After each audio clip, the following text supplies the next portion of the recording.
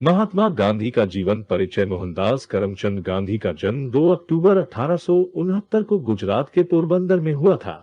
वो पुतलीबाई और करमचंद गांधी के 3 बेटों में सबसे छोटे थे। करमचंद गांधी कटियावाड़ रियासत के दीवान थे। महात्मा गांधी ने अपनी आत्मकथा सत्य के साथ मेरे प्रयोग में बताया है कि बालकाल में उनके जीवन पर परिवार और मां के धार्मिक वातावरण और विचार का गहरा असर पड़ा था। राजा हरिश्चंद्र नाटक से बालक मोहनदास के मन में सत्यनिष्ठा के बीज पड़े। मोहनदास की शुरुआती पढ़ाई लिखाई स्थानीय स्कूलों में हुई।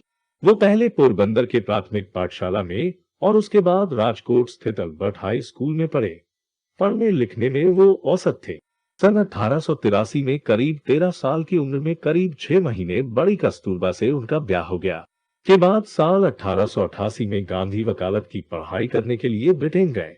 जून 1891 में उन्होंने वकालत की पढ़ाई पूरी कर ली और फिर देश वापस आ गए। देश में गांधी की वकालत जमी नहीं। साल 1893 में वो गुजराती व्यापारी शेख अब्दुल्ला के वकील के तौर पर काम करने के लिए दक्षिण अफ्रीका चले गए। गांधी के अफ्रीका प्रवास ने उनकी जिंदगी की दिशा बदल दी। करीब 23 साल के मोहनदास को तब शायद ही पता हो कि जीवन के अगले 21 साल वो दक्षिण अफ्रीका में गुजारने वाले हैं। महात्मा गांधी रस्किन बॉन्ड और लियो तोल्स्टॉय की शिक्षा से बहुत ज्यादा प्रभावित थे। वो जैन दार्शनिक राजचंद्र से भी प्रेरित थे। गांधी ने दक्षिण अफ्रीका में तोल्स्टॉय फार्म की भी स्थापना की थी। लंदन प्रवास के दौरान ही उन्होंने हिंदू, इस्लाम और ईसाई आदि धर्मों का अध्ययन किया था। उन्होंने विभिन्न धर्मों के प्रमुख बुद्धिजीवियों के संग धर्म संबंधी विषयों पर काफी चर्चा की थी।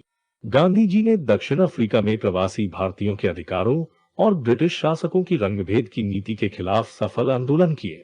दक्षिण अफ्रीका में उनके सामाजिक कामों की गूंज भारत तक पहुंच चुकी थी। 1915 में जब वो हमेशा के लिए भारत वापस आए तो उनकी अगवानी के लिए तब मुंबई के कई प्रमुख कांग्रेसी नेता उनके स्वागत के लिए पहुंचे।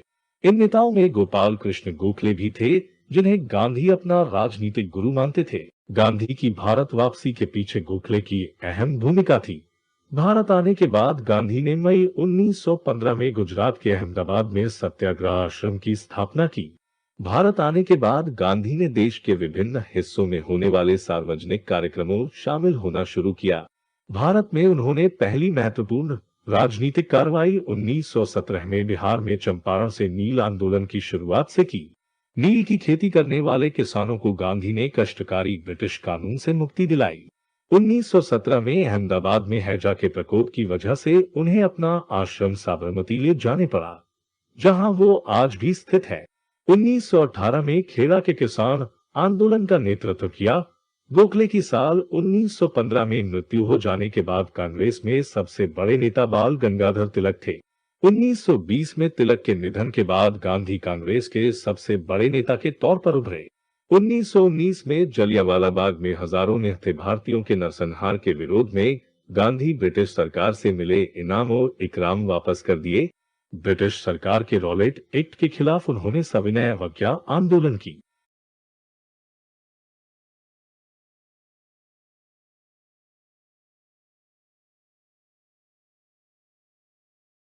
बात की गांधी ने अली बंधुओं के खिलाफत आंदोलन का भी समर्थन किया। अली बंधु शौकत अली और मोहम्मद अली जौहर ने तुर्की के ओटोमान साम्राज्य के शासक को ब्रिटिश शासकों द्वारा सत्ता से हटाए जाने के खिलाफ आंदोलन किया था।